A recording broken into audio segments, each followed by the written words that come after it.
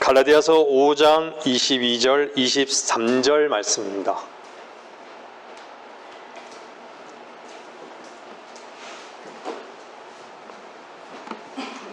갈라디아서 5장 22절, 23절 말씀입니다.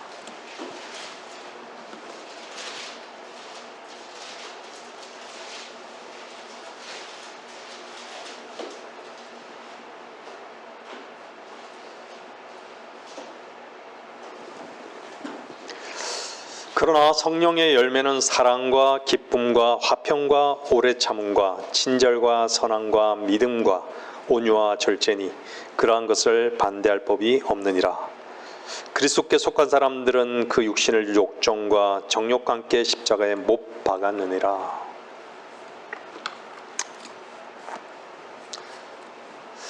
우리는 방금 주 예수보다도 귀한 것은 없네 찬양을 했습니다.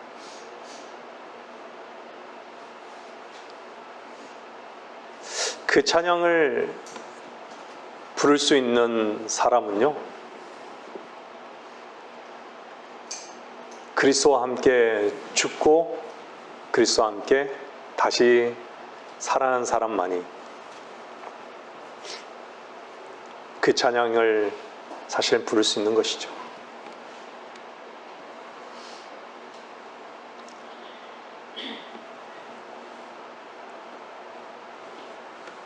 여러분들,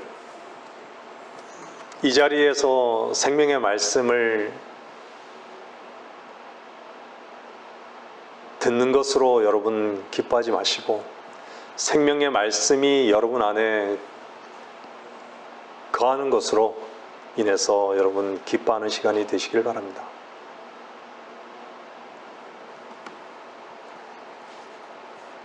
여러분들이 그리스도의 보혈로 여러분의 온몸이 다 씻겨진 사람이라면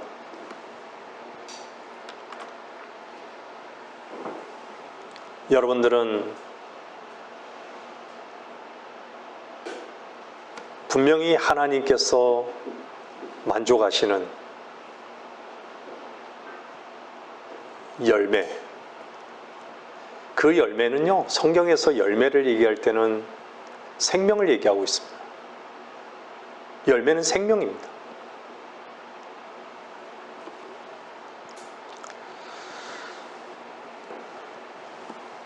여러분들이 그리스도의 사랑이 여러분 안에 부어졌다면 여러분 안에 그리스도께서 살아계신 것입니다.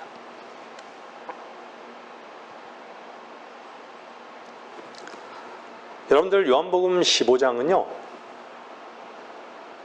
열매라는 단어가 8번이 언급되고 있습니다. 8이라는 숫자는요, 부활의 숫자입니다. 성경에서요. 새로운 시작을 얘기하는 것이죠.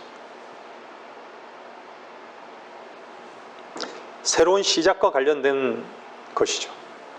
그래서 새로운 피조물의 숫자가 8이라는 것입니다. 그리스도와 함께 죽고 그리스도와 함께 다시 살아났다면 여러분 새로운 피조물이 된 것이죠. 하나님께서 여러분에게 말씀하셨다면 여러분들이 그 말씀이 여러분 안에 거한다면 여러분들은 시인할 것입니다. 새로운 피조물이 되었다고, 나는 구원받았다고, 난 거듭났다고.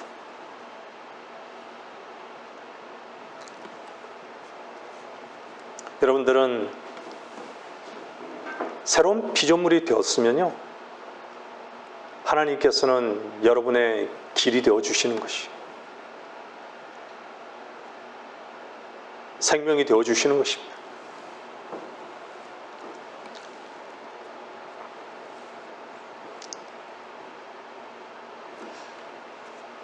열매라는 것은 결코 모방할 수 없습니다.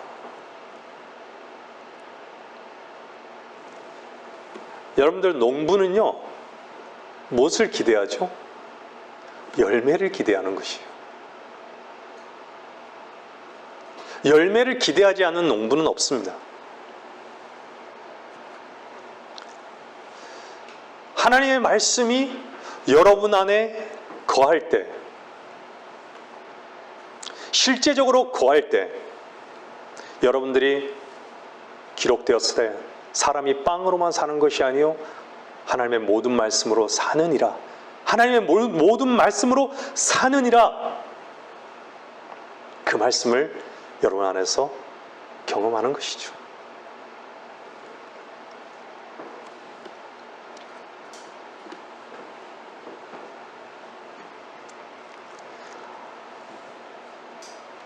생명이 있는 그리스도인은요,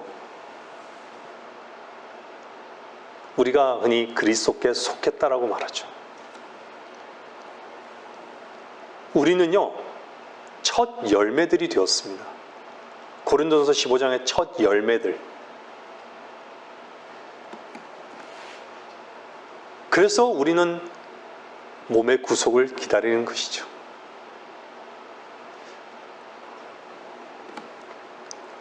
여러분, 주님은 죽고 다시 살아나셨습니다. 그 안에서 여러분 죽고 다시 살아나셨습니까? 주님은 죽고 다시 살아나셔서 영원히 죽지 않으신 첫째로 나신 분이십니다. 그 생명은 여러분을 영원히 죽지 않게 만드는 것이죠.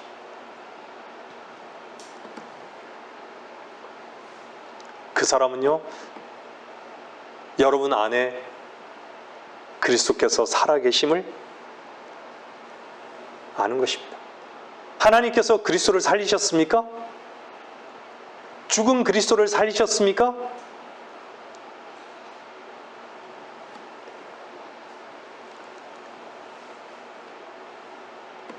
그리스도를 살리신 분은 하나님이셨습니다. 하나님께서 여러분을 살리셨습니까?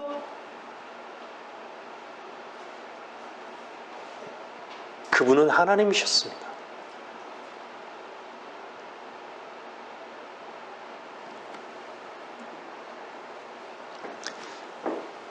말씀은 살아있는데 그분의 말씀이 여러분 안에 거하지 않는다면 어떻게 살았다라는 것을 경험할 수 있을까요?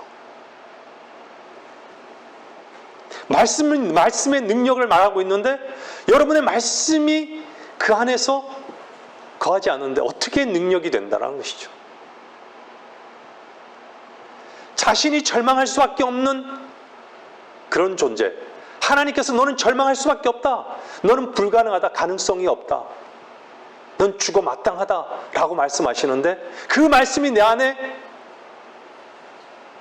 나 자신이 그 말씀이 내 안에 거하지 않는데 어떻게 내가 그것을 고백할 수가 있는 것이죠?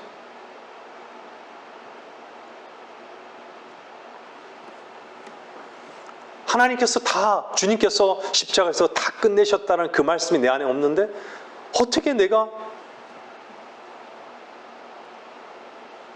나 자신의 기대가 어떻게 소망이 있을 수 있을까요? 어떻게 자유가 있을 수 있을까요? 그죠?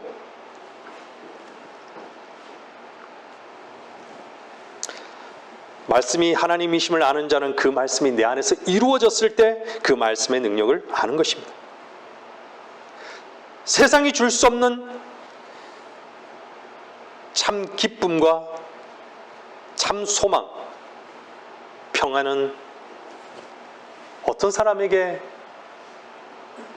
있는 것일까요? 세상과 차단된 사람만에 있는 것이죠.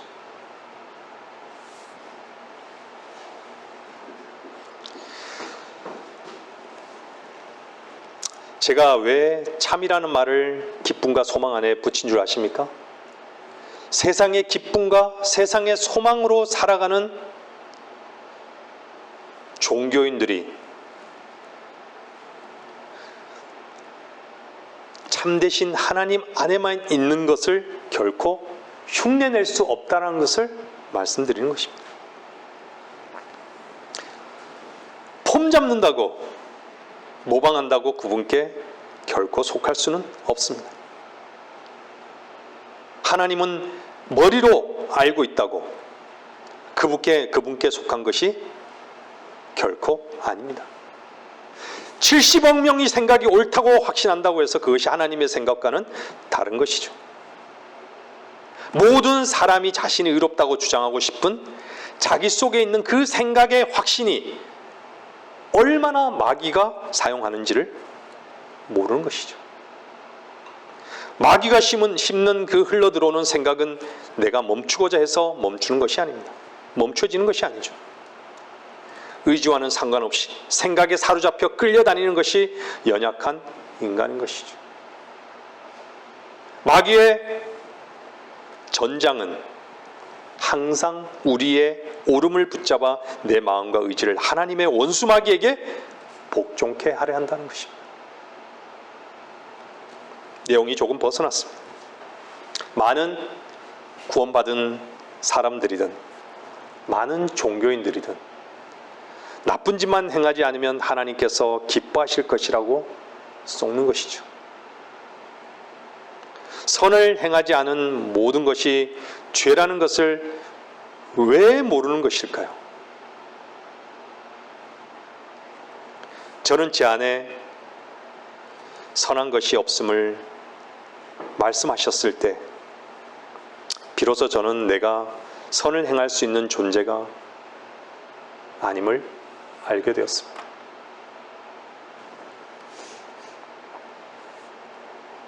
하나님 한 분만이 선하신 분이신데 그렇다면 선하신 열매는 당연히 우리에게 나올 수가 없는 것이죠.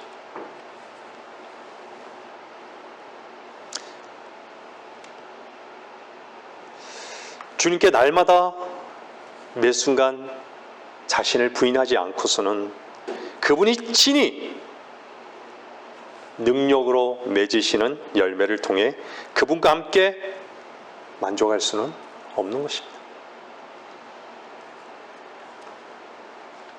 우리는 구원받기 전에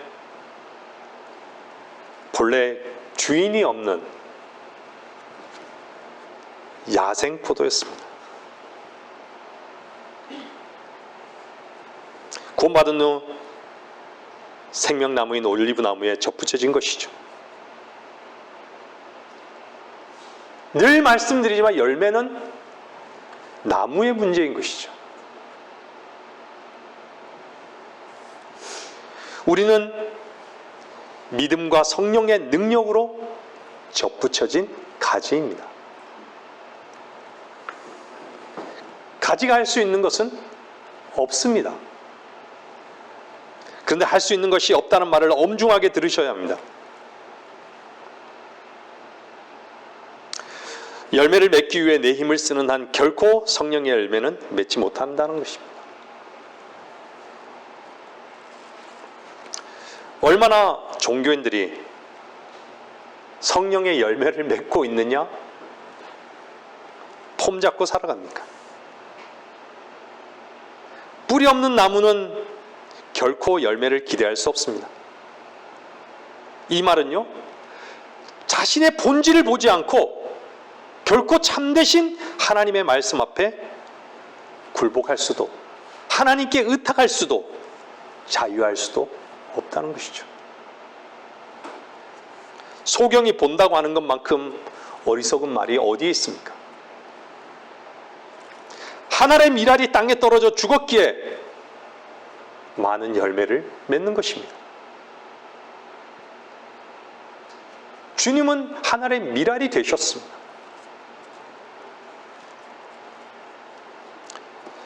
죽기 좋아하는 사람이 어디 있습니까? 자신의 교만을 내려놓기가 쉬운 일입니까? 세상을 사랑함을 내려놓기가 쉬운 일입니까? 하나님께서 바로 지금 이 자리에 저와 여러분을 은혜로 있게 하신 것을 아는 사람은 모든 것이 합력해서 선을 이루신 하나님을 분명 본 것입니다.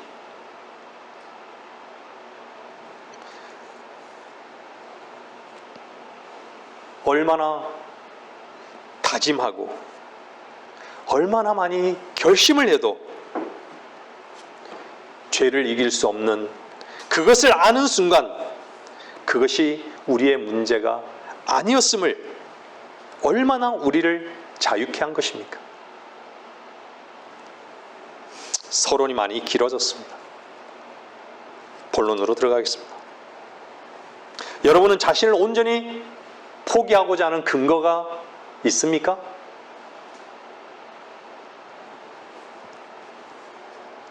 이 말씀은 여러분이 구원받고 거듭났다면 자신이 마땅히 죽어야 하고 결코 내 안에서는 선의 요구를 이룰 수 없는 저주받아 마땅함이 인정되고 결코 나의 노력으로 죄를 이길 수 없기에 나의 죄 짓거리만이 아닌 죄인인 나를 끝내신 구속의 주를 영접한 적이 있는가라는 것입니다.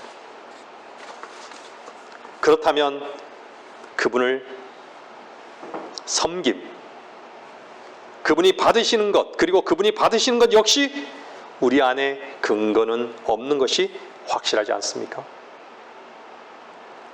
구원받았다고 내가 하는 모든 것은 선한 것입니까? 선하신 하나님 한 분만이 나타내실 때에만 선한 것이고 그분이 받으시는 것입니다. 이 말이 어렵습니까? 다시 말씀드리지만 아무리 애쓰고 어떤 수단을 동원한다 할지라도 그리스도께 속한 열매는 맺을 수 없습니다. 우리 속에 배설물이 드러날 때 우리 스스로가 그 배설물을 처리할 수는 없습니다. 자신이 결코 할 수 없음을 인정하고 포기하고 주님께 내어드릴 때만 그분이 친히 맺으신다는 것입니다.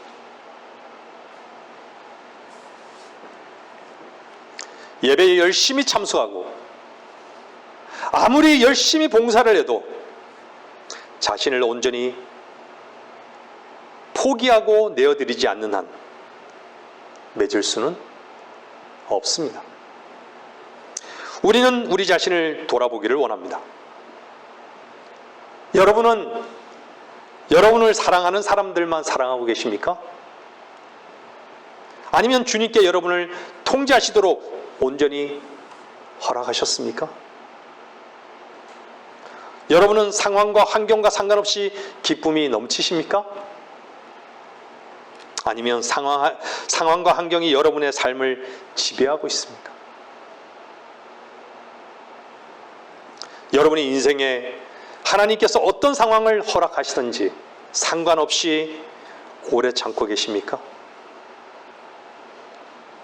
혹시 상황에 따라 카멜레온과 같이 바뀌어지지는 않습니까? 주님께서 어떤 위치에 두시든지 주님을 신뢰하고 주어진 상황을 받아들일 수 있습니까? 항상 진리의 영이신 성령님의 통제하에 자신을 두고 계십니까? 기다림, 다시 말해서 절제하고 계십니까? 아니면 자기의 즐거움으로 달려나가십니까? 저 역시 이런 이야기들은 저와는 너무 먼 이야기라고 생각된 적이 있었습니다. 말씀을 들으시는 분들 중에 오늘의 말씀이 자신과는 너무 거리가 먼 이야기라고 느끼시는 분도 분명 있으실 것입니다. 여러분이 하나님의 말씀을 상고하면서 너무 쉽게 하나님 말씀을 대하지 마십시오. 그렇게 말씀 드리는 것은 자신 안에 있는 세상의 내용과 가치로 말씀을 대하지 말라는 것입니다. 종교인들은 자신이 하나님의 말씀을 다 지켜 행할 수 있는 것으로 목표를 삼습니다. 자신이 결코 할 수 없는 이것을 보지 못하는 것이죠. 어떤 사람에게는 결코 할 수 없는 그곳에 머물러 잠잠히 하나님을 바라고 기다리지는 못하는 것이죠. 주님을 위해서 무엇을 해보겠다고 결심하지 마십시오. 주님께서 우리 안에서 주님이 원하시는 바 그것을 하시도록 우리 자신을 포기하고 내어드리자는 것입니다. 주님께서 십자가에서 다 이루었다는 것은 더 이상 우리가 그분의 일을 대신할 것이 전혀 없다는 것입니다.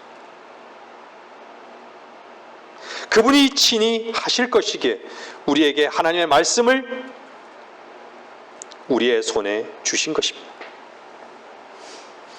다시 말씀드리지만 말씀이 손에 있는 것과 말씀이 내 안에 거한다는 것은 다른 것입니다. 믿음은 들음에서 나고 들음은 하나님의 말씀에 의해서입니다.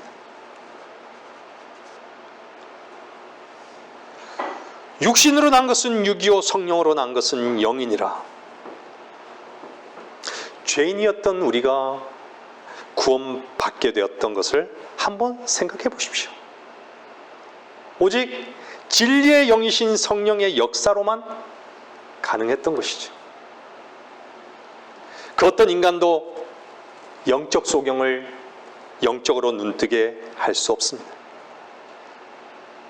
교만한 자를 하나님 앞에 무릎 꿇게 할 수는 없습니다. 그 어떤 인간도 자신 안에는 선을 이룰 수 있는 근거가 없고 선한 것이 전혀 없다는 것을 여러분 스스로 결코 인정할 수도 없습니다. 여러분이 구원받고 거듭나셨다면, 여러분들 안에 주님 한 분만을 얻는 그 소원이 있다면 주님의 빛비춤은 점점 더 여러분을 풍성함으로 인도하실 것입니다. 갈라디아서 3장 1절에서 3절입니다.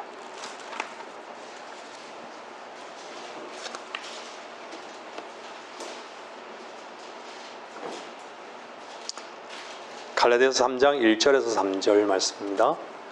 오 어리석은 갈라디아 사람들아, 예수 그리스도께서 너희 가운데서 십자가에 못 박히신 채로 너희의 눈앞에 분명히 제시되었는데 너희가 진리에 순종하지 못하도록 누가 너희를 미혹하더냐. 내가 너희에게서 알고자 하는 것은 오직 이것이니, 중요합니다, 너희가 율법의 행위로 성령을 받았더냐 아니면 믿음을 들음으로써냐. 너희가 그렇게 어리석으냐. 성령 안에서 시작하였다가 이제는 육체로 온전해지려 하느냐. 구원받은 자라도 마음속에 하나님이 없다고 생각하는 자처럼 어리석게 될 수 있습니다. 구원받았다고 해서 그리스도인이 되었다는 말은 결코 아닙니다.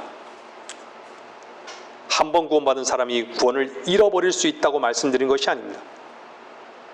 결코 한 번 구원받은 사람이라면 구원을 결코 잃어버릴 수 없습니다. 우리는 성령 안에서 시작한 사람들입니다. 맞습니까? 그렇다면 이집트를 떠나 홍해를 건너 광야에서 주님의 인도하심 속에 주님을 섬기는 자들입니다. 광야는 머무르는 곳이 아닙니다. 잠시 쉬었다가 지나가는 곳입니다. 그런데 광야에서 아예 머무르는 것으로 여기고 무장해제한 채 취하고 먹고 자는 것이죠. 로마서 8장 28절 말씀은요, 우리가 알거니와 하나님을 사랑하는 자들, 그분의 목적에 따라 부르심을 받은 자들에게는 모든 일이 합력하여 선을 이루느니라.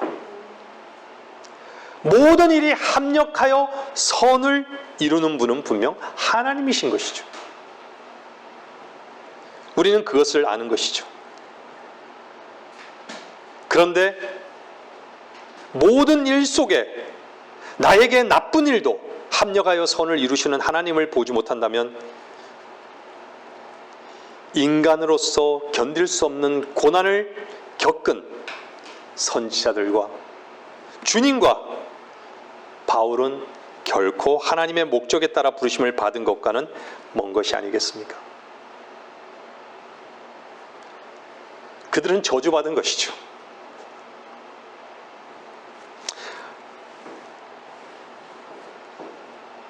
하나님의 선을 이루심을 보십시오. 주님을 통해서, 바울을 통해서. 무엇보다도 그분의 목적에 따라 부르심을 받은 자들에게 합력하여 선을 이루시는데, 부르심을 받은 자들이 어떤 자들입니까? 전제 조건은요, 한번 보세요. 성경에 하나님을 사랑하는 자들, 하나님의 사랑이 그 속에 부어진 자들, 그래서 하나님을 사랑하는 것이죠.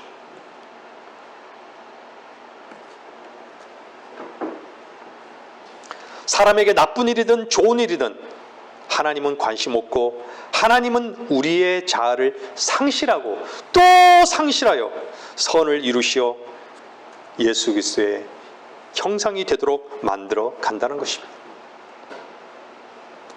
구원받고 휴거가 되면 끝이라고 생각하는 사람들은 결코 이 땅에서 주님을 섬기는 것을 배울 수 없습니다. 자신을 세우는 것만이 목표인 것이죠. 주님께서 섬김의 본을 먼저 보이셨고, 바울이 주님을 따랐기에 우리를 향해서 나를 따르라고 하는 것을 놓치지 마시기 바랍니다. 만약 구원받은 후 자신의 모습과 자신의 위치에 만족하고 자신의 상황에 자족하고 있다면 그 사람은 자신을 구원하신 하나님의 목적을 상실한 자입니다. 성령님의 역사에 저항하고 있는 자임을 알아야 합니다. 우리는 얼마나 많이 저항하고 있는 그 위치에 발견되는 것이죠. 현실에 묶여서 힘들어하고, 아니면 현실에 만족하여 더 이상 말씀에 귀를 기울이지 않는다면 그 사람은 성령에 저항하고 성령을 억누르고 있다는 것을 알아야 합니다. 우리는 얼마나 그 위치에 있는지를 보아야 합니다. 사랑으로 얼마나 오랫동안 말씀으로 건면하고 책망한 것을 거부한다면 그 역시 성령을 억누르고 있는 것입니다. 하나님께 굴복하지 않는다면 누구에게 굴복하며 사는 것일까요? 마귀에게 종노릇하는 것입니다. 죄의 종노릇하며 사는 자에게 무슨 열매를 기대할 수 있을까요? 사망의 열매밖에는 없는 것이죠. 저주의 열매밖에는 없는 것이죠. 여러분들도 구원받았습니까? 여러분들도 구원받았다고요? 성경도 읽고 교회도 다니고 주님도 섬긴다고요? 자신만이 세워진 것만이 목표인데 거기서 무슨 열매를 기대할 수는 있다는 것입니까? 여러분들, 육신적인 일은요, 구원을 받았던 받지 않았건 동일하게 적용됩니다. 육신의 일들은 숨길 수 없습니다. 왜냐하면 명백히 드러나기 때문입니다. 왜 그리스도인이라고 하는 사람들이 자신의 기쁨과 즐거움을 주는 곳으로 나아가는 줄 아십니까? 참 기쁨을 모르기 때문입니다. 왜 그들이 세상에 소망을 두는지 아십니까? 참 소망을 상실했기 때문에. 하나님 사랑에서 분리된 사람들은 하나님의 부르심도 합력도 모두 상실한 사람들입니다. 왜 하나님의 은혜를 삶의 순간순간 못 발견할까요? 자신에게 취해서 살기 때문에.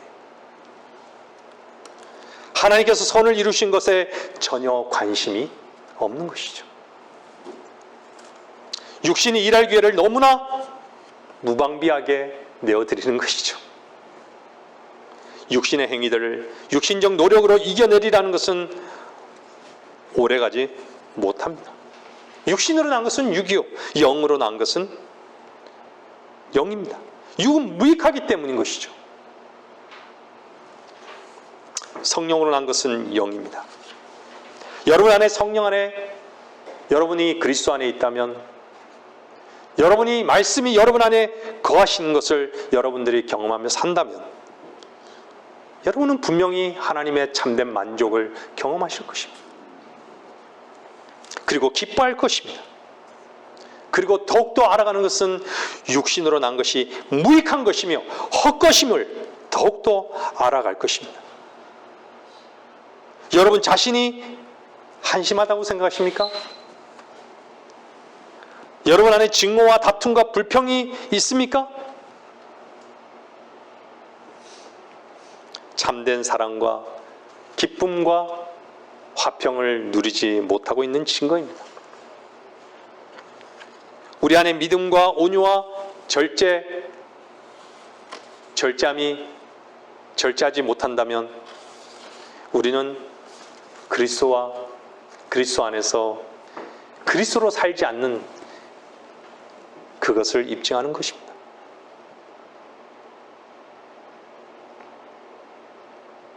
성령의 열매는 하나님으로부터 나옵니다. 하나님을 섬기고 하나님을 위해서 일하고 성경을 읽는다고 해서 오지 않습니다. 이 열매는 오직 우리 자신을 부인하고 성령께 복종시켜 우리 자신을 성령의 통제 안에 내어 맡길 때만 맺힌다는 것 잊지 마시기 바랍니다. 하나님이 없이도 성경을 읽고 기도할 수 있고 열심을 내어 복음을 전할 수 있습니다. 하나님의 도움 없이 많은 사람들이 이런 일들을 잘 해내는 것이죠. 하나님의 명령이니까, 그리스도인의 의무니까, 내가 하고 싶은 일이니까, 혹은 내 생각에 옳으니까, 이러한 동기로 한다면 우리는 이 모든 일을 하나님과 상관없이 우리의 힘으로 해낼 수도 있습니다. 우리가 쇠잔해지지 않으면 하나님의 도움을 결코 바라지 않습니다. 우리가 얼마나 우리 힘을 쓰는데 즉각적인지 우리는 우리 자신을 보는데 눈 멀어 있는 것이죠. 서두에 말씀드렸지만 열매는 가지의 영광입니다. 가지가 열매를 맺지 못하면 영광도 없고 가지의 존재의 의미도 없습니다. 어떤 나무인가도 중요하지만 배설물이 거름이 돼서 열매를 맺으시는 것은 우리를 위함이 먼저가 아니고 주님을 위함이 먼저인 것을 우리는 잊지 말아야 합니다.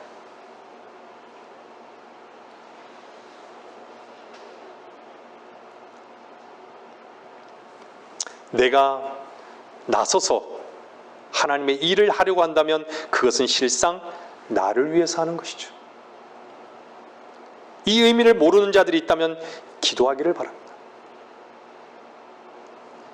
전 세계에 복음을 전해 그리스도께 많은 사람들을 인도했다고 한들 그 일들이 내적인 열매 없이 이루어졌다면 그 사람은 그저 자신의 목표만을 달성한 것에 불과합니다. 여러분은 어떻습니까? 여러분들이 잃어버린 혼들을 진정으로 사랑해서 복음을 전파했다면 그것은 하나님을 위해서 한 것입니다. 친히 그분이 하신 것이죠. 열매는 가지에 달리는 것, 달리기는 하지만 따서 사람들이 먹고 즐기기 위한 것임을 잊지 마십시오. 다른 사람을 위한 것이라는 것이죠. 열매라는 것이. 우리는 가지입니다. 가지는 열매를 맺지만 그 열매가 가지 자신을 위한 것이 아니라는 것을 여러분 잊지 마십시오. 여러분들 왜 많은 사람들이 생명 얻기를 원하지 않습니까? 열매 맺기를 원치 않아요. 선을 이루기를 원치 않은 것이죠. 육신으로 사는 즐거움이 더 크고 육신으로 취할 수 있는 것이 더 크고 자기 생각과 자기 원함으로 자기가 주인으로 살고 싶기 때문인 것이죠. 자기 사랑의 극대화는 하나님의 사랑과 분리되어 있는 게 틀림이 없는 것입니다. 자기로 사는 것이 비참하다든지 아니면 그리스도 안에서 예스 한다든지 아니면 노 한다든지 이것도 저것도 없이 살아간다면 하나님을 섬길 수 있는 기회는 상실하는 것입니다. 하나님의 부르심의 목적을 잃어버린 것이라는 말입니다. 부르심의 목적이 상실된다면요, 섬김의 기회는 상실되는 것입니다.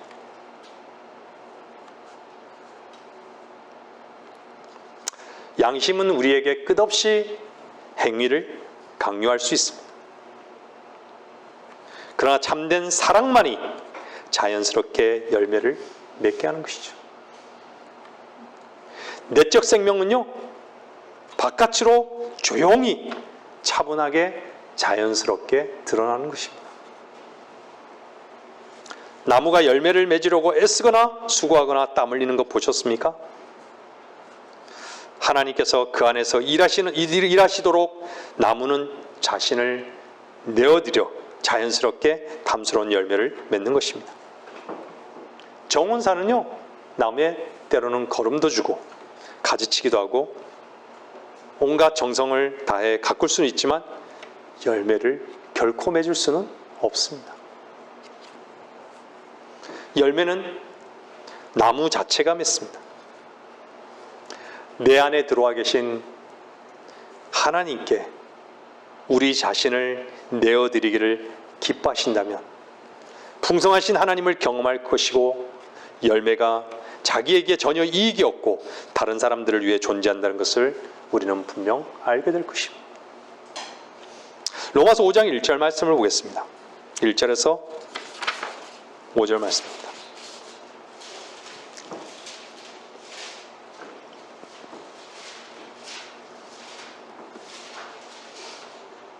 그러므로 우리가 믿음으로 의롭게 되었으니 우리 주 예수 그리스도를 통하여 하나님과 화평을 갖느니라. 또 그분으로 인하여 우리가 서 있는 이 은혜 안에 믿음으로 나아가며 하나님의 영광의 소망 안에서 즐거워하느니라. 이뿐만 아니라 우리가 환난 중에서도 즐거워하나니 환난은 인내를 이루고 인내는 연단은 소망을 이루는 줄 알미라. 소망이 부끄럽지 않은 것은 우리에게 주신 성령에 의하여 하나님의 사랑이 우리 마음속에 부어졌기 때문이라.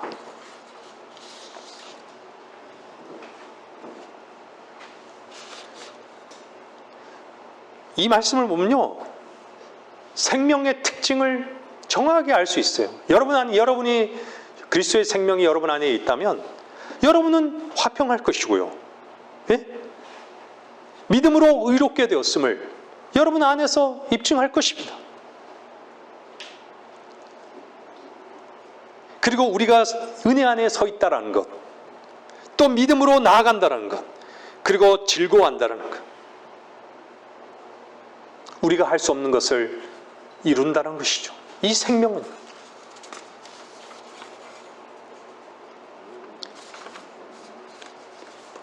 마지막에 뭐라 그래요? 성령에 의하여 하나님의 사랑이 우리 마음속에 부어졌기 때문이라. 여러분들이 제일 먼저 구원받았을 때 아는 것은요, 하나님의 사랑을 아는 것이에요. 나 같은 죄인을 끝내셨구나.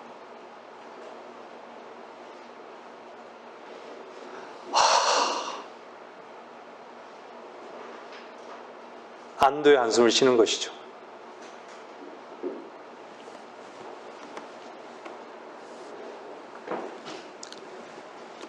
이처럼 하나님께서 우리를 구원하실 때 우리에게 베푸신 모든 좋은 것들에 대해서 우리는 기뻐했습니다. 믿음으로 의롭게 되고 하나님과 화평을 누리고 은혜 안에 믿음으로 나아가고 하나님의 영광의 소망을 즐거워합니다. 그러나 구원받은 이후 하나님께서 하시고자 하는 것들에 대해서는 우리가 기뻐하지 않는 데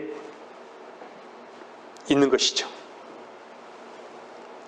환난 중에서도 즐거움을 결코 배우기를 원치 않고 육신은 본능적으로 자신을 통제하고 싶어합니다. 여러분, 하나님을 향한 우리의 사랑이 먼저 시작된 것이 아니라 성령에 의하여 하나님의 사랑이 우리 마음에 부어진 게 먼저 시작된 것입니다. 우리가 여전히 반역하고 십자가의 원수를 행하는 그 상황, 그 순간에 우리를 대신에 빌려 죽으신 바로 그 사랑이 우리 안에 흘러 넘쳐나게 하시겠다는 것입니다. 우리의 힘으로는 불가능한 것입니다. 얼마나 놀라운 은혜입니까? 우리는 우리 자신이 그런 일을 할 수 없는 것은 당연합니다. 그러나 우리는 그것을 원치도 않으며 심지어는 그런 기도조차 하려고 하지 않습니다. 왜냐하면 이 일이 이루어지려면 내 육신은 환난과 고난을 통과해야 하기 때문입니다. 고통이 싫은 것이죠. 환난이 싫은 것이죠. 누가 짓밟힘을 당하는 것을 좋아하겠습니까?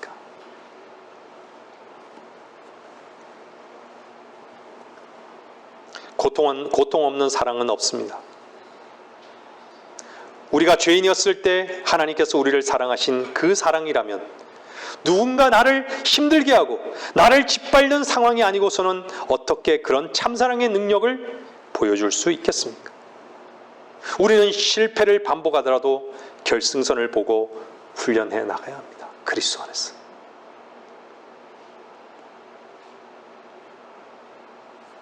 훈련받지 않은 군인은 전장에 나갈 수 없습니다.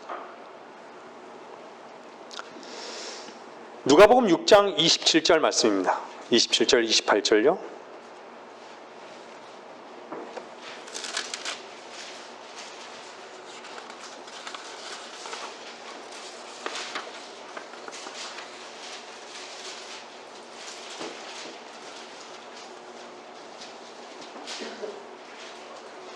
그러나 나는 듣는 너희에게 말하노니 너희 원수들을 사랑하고 너희를 미워하는 자들에게 잘해주며 너희를 저주하는 자들을 축복하고 너희를 천대하는 자들을 위하여 기도하라. 32절 보면요, 만일 너희가 너희를 사랑하는 사람들만 사랑하면 너희가 무슨 감사가 있으리요. 죄인들도 자기들을 사랑하는 사람들은 사랑하느니라. 33절에 보면 만일 너희가 너희에게 잘해주는 사람들에게만 잘해주면 무슨 감사가 있으리요. 죄인들도 그와 같은 일을 하느니라. 저도 머릿속에 알고만 있었던 말씀이었습니다. 누가 내게 어떤 식으로 대하든 간에 하나님께서 나에게 해주신 대로 혹은 하나님께서 나로 하여금 다른 사람을 대하기를 원하신 대로 내가 행했다면 그것은 그리스도께서 여러분 안에 형성되어 계시다는 증거입니다. 우리의 행동 원칙은요, 다른 사람이 나에게 어떤 식으로 대했느냐가 아니라 하나님께서 나를 어떻게 대해 주셨느냐에 있는 것입니다. 여러분 잊지 마십시오. 하나님께서 나를 어떻게 대해 주셨는가? 주님께서 신실하게 변함없이 우리를 선하게 대하고 계십니다. 맞습니까? 이에 비추어 내가 다른 사람에게 선하게 대하지 못하는 것은 내가 육신적인 상태에 있음을 의미하는 것입니다.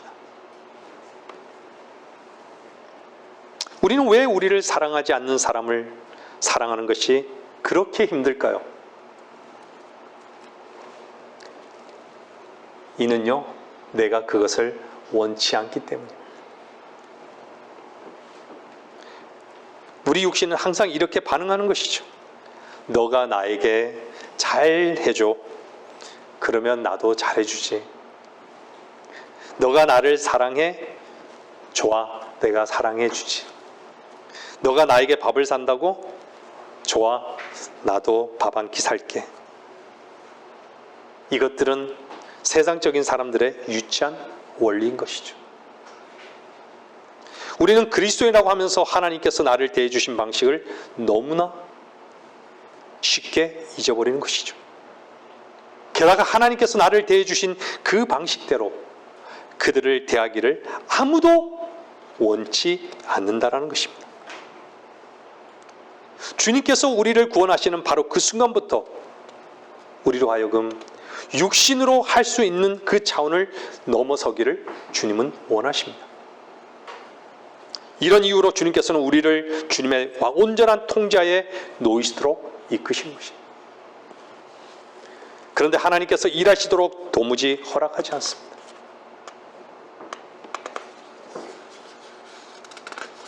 도저히 받아들일 수 없는 그런 상황에 처했을 때 우리는 견딜 수 없어 합니다.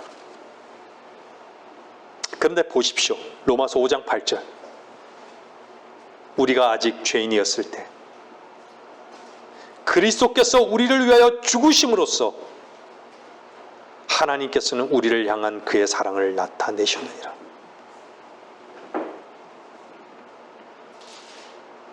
그리스도께서 우리의 범죄함으로 인하여 드려지셨고 우리는 매 순간 범죄하는 죄인이었습니다.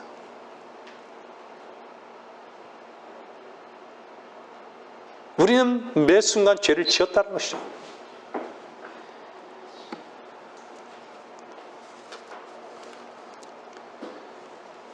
얼마나 하나님은 우리를 향한 이해할 수 없는 사랑과 얼마나 우리를 향해 오래 참으셨는지를 여러분 보십시오. 내 힘을 쓰며 나로 살아가는 순간순간, 말씀을 짓밟는 순간순간, 타고난 본능에 익숙하게 살아가는 순간순간, 그 순간이 얼마나 많은지 하나님의 그 깊고 넓고 이해할 수 없는 그 사랑을 어떻게 이해할 수 있겠습니까?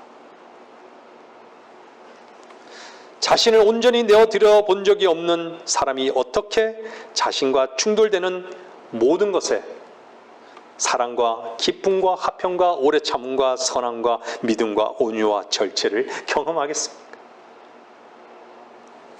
다시 말씀드리지만 열매는 생명입니다. 생명은 그리스도입니다. 느헤미야 8장 10절 보겠습니다. 느헤미야 8장 10절입니다.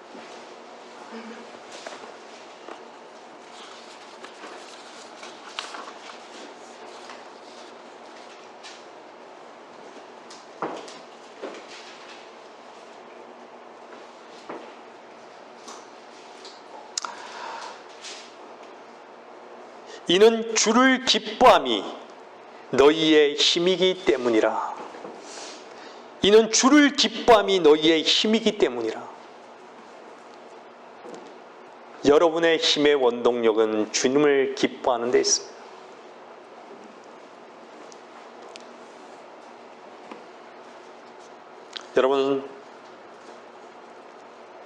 여러분의 소망이 부끄럽습니까? 여러분의 소망이 부끄럽지 않은 것은 왜라고 그랬어요? 아까 전에 읽었던 대로 로마서 5장 5절에 뭐라 그래요? 하나님의 사랑이 우리 마음속에 부어졌기 때문이라. 우리 마음속에 부어졌기 때문이라. 여러분의 생각 속에 부어진 게 아니라 마음속에 부어졌다라는 거예요.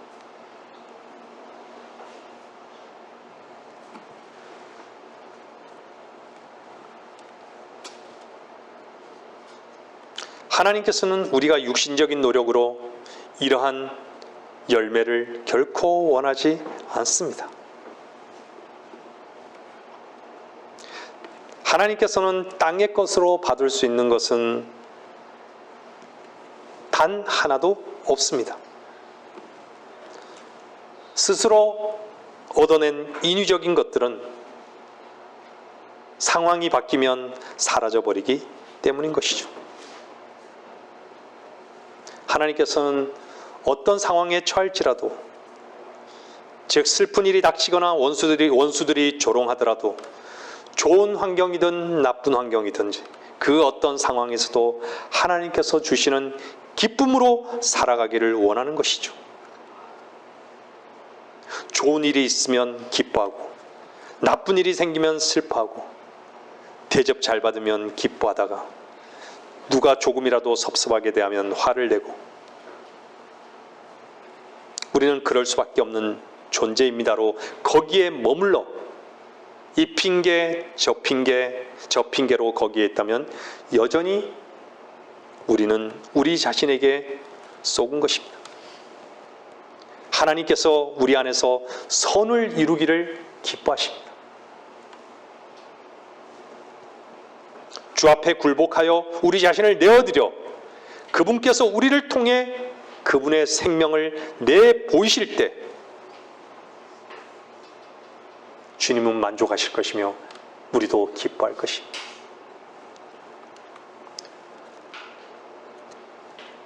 하나님의 기쁨이 나를 통해 표현되어지면 항상 기뻐하라는 말씀이 그대로 이루어지는 것입니다. 괴롭고 힘들 때, 병이 들었을 때조차 우리는 구원을 기뻐하며 하나님께서 함께 하심과 그분의 은혜를 기뻐하고 사랑으로 돌보심을 기뻐할 수 있습니다. 이러한 일들은 결코 육신이 해낼 수 없습니다. 내가 할 수 없는 일들 앞에 주님께 내어드리십시오.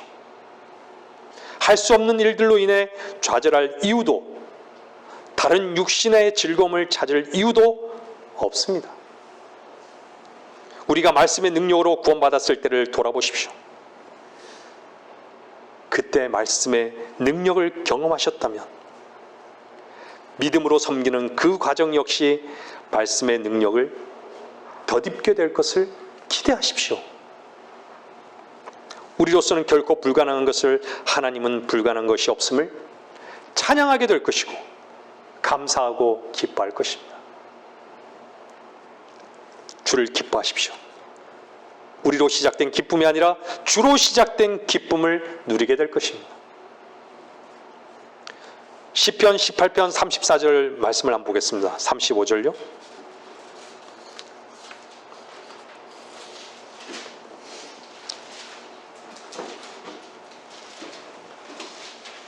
시편 18편 34절 35절 말씀입니다.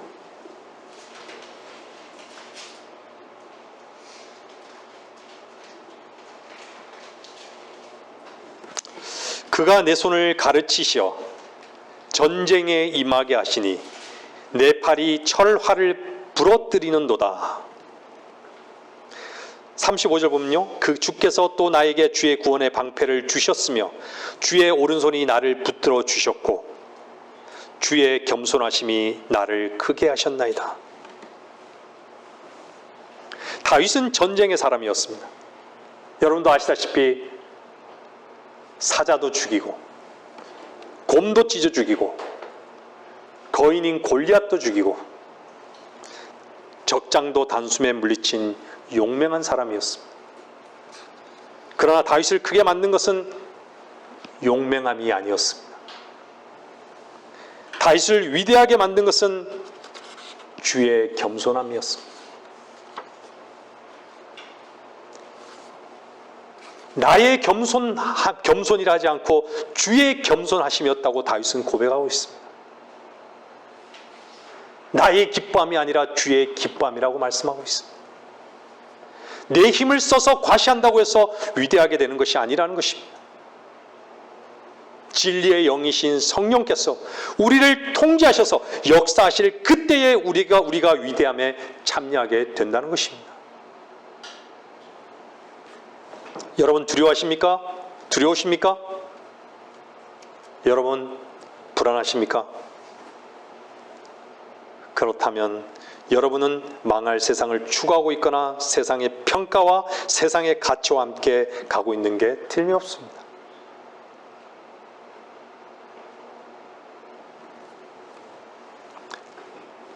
하나님의 시선과 평가 속에 있는 사람만이 자유합니다. 그리스도인은 공격을 먹고 사는 사람들입니다.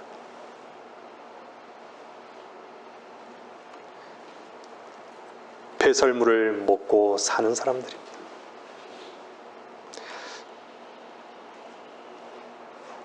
생명 가운데 하나가 된 사람은 하나님의 선대하심을 받은 그 시선으로 공격하는 사람들을 대하는 것입니다. 우리는 이 풍성함을 누리며 살아가고 있느냐는 것입니다. 우리는 너무 교만한 것이죠. 교만 때문에 믿어지지 않는 것입니다. 여러분의 생각에 철저하게 실패할 때 하나님의 말씀을 받아들이는 것입니다. 무엇이 말씀의 능력으로 살지 못하게 하는 것이죠? 사탄이 심어놓은 성과 악의 지식이라는 죄의 독소인 것이죠. 말씀을 정리하겠습니다. 그리스도인은 주님 앞에 서는 것을 소망으로 기다리는 사람들입니다. 감옥에 있든 질병 가운데 있든 피곤하고 지친 상태에 있든 짓밟히든 가난하여 굶주리든 죽은 위치에서 발견된 사람은 두려움이 없습니다. 두려움의 문제와 해결책은 주님의 것이기 때문입니다.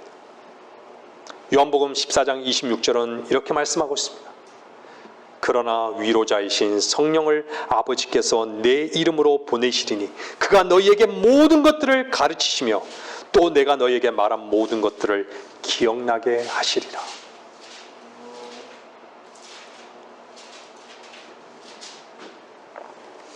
요한복음 15장 26절은 이렇게 말씀하고 있습니다. 그러나 내가 아버지께로부터 너희에게 보낼 위로자, 곧 아버지께로부터 나오시는 진리의 영이 오시면 그가 나에 관하여 증거하시리라. 아버지께서 예수님의 이름으로 보내신 성령께서 모든 것을 가르치신다고 말씀하고 있습니다. 주님에 관해서 증거하신다고 말씀하고 있는 것이죠.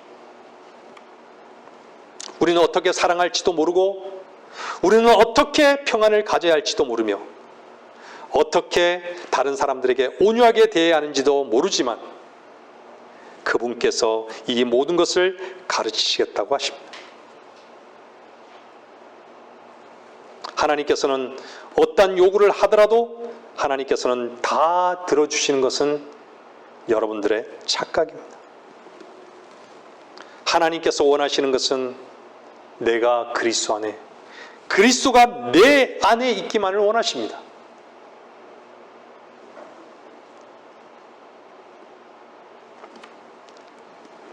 이 말은 어떤 상황에서든 그분의 생명을 통하여 우리 안에서 재생산하셔서 사람들에게 자신을 계시하시는 것입니다. 자신에게 못되게 구는 사람도 사랑하고, 괴로운 상황에 처해도 기뻐하며, 거칠게 대하는 자들에게도 친절하며, 고난이 와도 평안을 유지하는 것, 이것이 바로 하나님께서 저와 여러분을 통해 이루시고자 하는 것입니다. 그러할 때 주님께 속한 것만이 참되며 능력인 것을 알 뿐 아니라 참된 만족과 풍성함을 누리게 되는 것이죠. 이 설교를 듣고 결코 무엇을 해보겠다고 결심하지 마십시오. 어떠한 시도도 하지 마십시오. 이것저것 다 내려놓고 옳은 것, 그른 것, 선한 것, 악한 것 다 내려놓고 오직 하나님께서만 참되시며 그분은 나에 대해서 불가능한 것이 없음을 믿고 나를 장악하시고 통제해 주시도록 굴복하시기를 주님은 기다리신다는 것입니다. 주님께서 이루시고자 하는 바를 부르심을 받은 종이 굴복하지 않고 그분께 자신을 내어드리지 않고 어떻게 그분께서 나타내시겠습니까? 생명이신 그분은 모든 것을 공급해 주시고 모든 보장이신데 머리로만 알 뿐 그분의 말씀은 내 안에서 역사하지 않습니다. 왜냐고요? 내 자신이 힘을 쓰고 있기 때문에.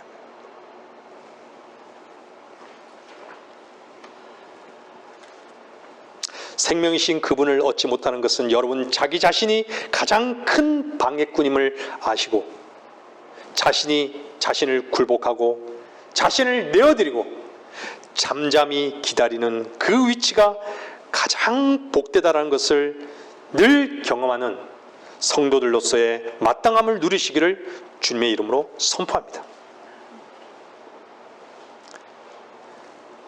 그리스도의 생명은 여러분의 생명을 보충하기 위한 것이 아니라 그분은 여러분 안에 여러분을 대신하여 살기 원하신다는 것입니다.